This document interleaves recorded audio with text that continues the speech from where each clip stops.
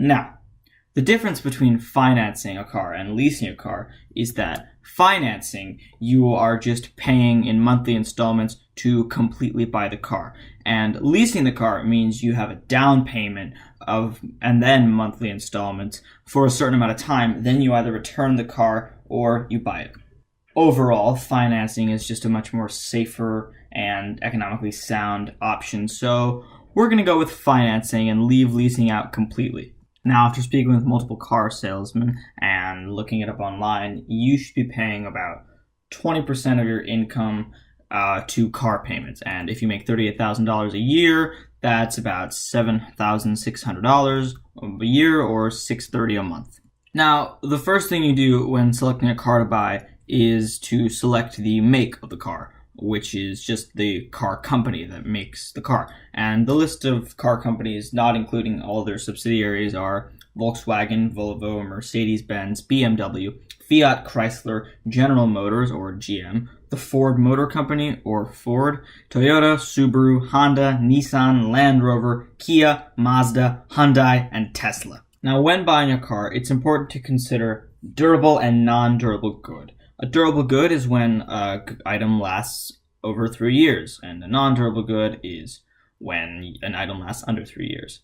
Now, we want durable goods, so we immediately have to eliminate GM, which also includes Chevy, GMC, Buick, and Cadillac, and Fiat Chrysler, which excludes Dodge, Jeep, Fiat, Chrysler, and a bunch of other things. Oh, and Ferrari. And Ford, which makes Jaguar and Lincoln.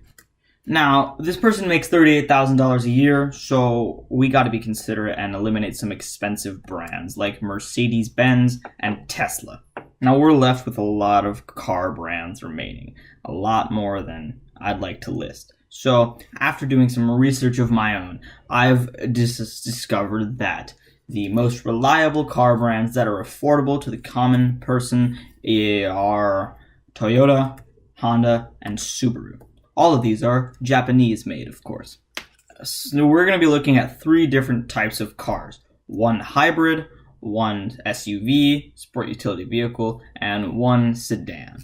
Before you buy a car, you got to know where to go to market. Because you can't just go to Target and ask the guy who works at Target, "Hi, do you have Toyota 4Runners in stock?" And then he asks, "Yes, would you like that in paper or plastic?" No, they don't sell cars at Target and Walgreens. You gotta go to a car dealership like Lou Fuse or J. Wolf or Weber, whatever the car makes dealership is. Before you go look for what kind of car you want to get, consider the trade-offs between different types of cars.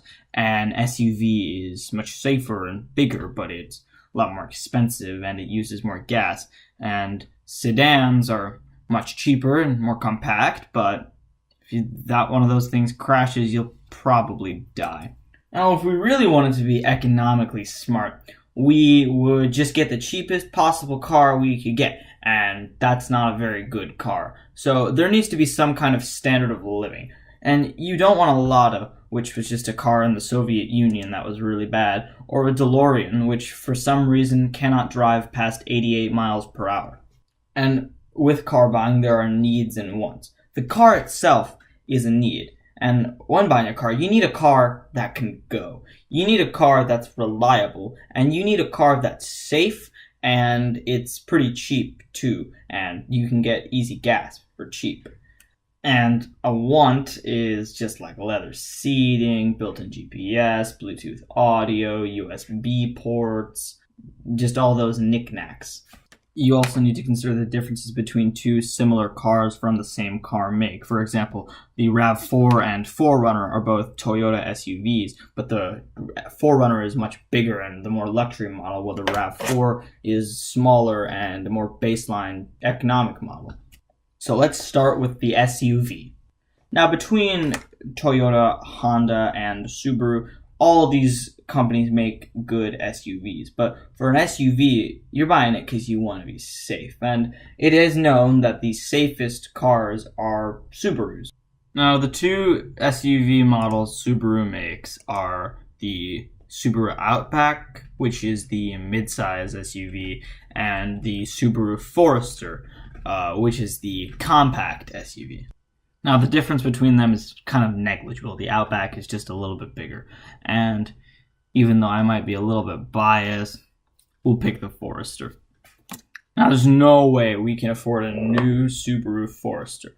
So I went browsing for some used Subaru Foresters at a Dean Team Subaru in Baldwin. By the way, you're based in St. Louis, Missouri, just so you know. And I found a 2015 2.5i Premium, which means it's a little bit higher than the base trim, for $401 a month, plus the 3.9% APR for 60 months. And when buying a car, there's an amount of economic interdependence because you need a dealer to sell you the car, but the dealer needs to keep afloat their business, so they need you to pay interest in those monthly payments. Alright, so that's not the complete base model. It's not as new as the 2017 model, which has a bit more safety features, but we'll get into all those safety features later in this video. And it's not the most expensive model, which has better gas mileage and different engine and things like dual zone climate control and leather seats. It's still a base model, so we're not paying the opportunity cost to have a more expensive model. So once you decide to buy the car, the government becomes involved. Theoretically, you buy the car, and then you go to the DMV and get it registered. All the registration fees are about $20, so that's not much. But the government loves to steal your money. So there's this thing called personal property tax, because if you own something, you should pay more money for it. But you basically just got to pay an amount of money for each car you own. And the personal property tax in Missouri is the estimated value of the car divided by 3 times 6%, so 0.06, and that's the tax rate. So for this car, the Subaru Forester 2015, which is about $21,000 in economic value, the personal property tax is $35 a month, or $420 a year. Now, when you're financing and not leasing, there doesn't need to be a down payment. But because the government likes to uphold its thieving practices, there is a sales tax, which is when you got to pay about 8% of the value up front. So for the used Subaru Forester, the sales tax is $1,680 up front. Now, those aren't the only fees you have to pay with owning a car. There's the car insurance, which is so if you just happen to drive off the lot and, oops, you crashed, the insurance company is going to pay you a claim to fix that car. There's also service for oil changes and maintenance, and there's gas, because gas makes your car go. So after Googling it, the average monthly insurance rate is $57.08 in Missouri for a person that is over 25 years old. So we're just going to assume that is our insurance rate. And after calculating that yearly, the insurance rate comes out to be $684.96. Let's get on to service. When you're buying a new car, Subaru will give you the 2 years of service free, so oil changes, maintenance. But used, it's not like that. So you have to pay service fees out of your pocket. And after doing some light Googling and asking a car salesman, the average payment for service a year is about $1,000. Now, to the last part, because you need gas, because gas makes the car go, go, go. The 2015 Subaru Forester has about 32 miles per gallon on the highway and 24 miles per gallon in the city. So the average miles per gallon comes out to be about 26 miles per gallon. Assuming gas prices remain about $2.25 per gallon, and this person will drive about 750 miles a month, and the Subaru Forester has a 16-gallon tank, the annual gas price would be about $778 a month. I'll spare you all the math that I did for this, but the annual cost for the first year of owning the 2015 Forester will be about $9,394.96. But the second year would be much less than that because you're dropping the sales tax and the registration fee, which isn't even that much. So it would be about $6,882.63, which is with an income of $38,000, and that's a lot for the first year and even the second year. And that's the trade-off of having an SUV, basically. Let's move on to sedans. The advantages of having a sedan, unlike an SUV, is that they're cheaper, and that's about it. Oh, and that they use a lot less gas, and they're lower, so they flip a lot harder. So standard sedans of all three car makes are the Toyota Camry, the Honda Civic, and the Subaru WRX. We already did Subaru, so we're just going to pick the Civic because it's the cheapest and the most reliable sedan out of all of these. Now, we're not going to pick the cheapest build because the cheapest build has a manual transmission. So we're going to pick the $800 automatic transmission because manual is just a little bit too hard and we want an easier standard of living. Moving on, as there is an opportunity cost on the horizon, and this opportunity cost is the Honda Sensing. Honda Sensing is lane keep assist, pre-collision braking, drift alerts, and adaptive cruise control. If we were to get it, then the car is much safer. If we don't get it, then it's cheaper. But I'm going to speak from personal experience here. Those features can save someone's life. So after running the cost-benefit analysis in my head, the benefits outweigh the cost.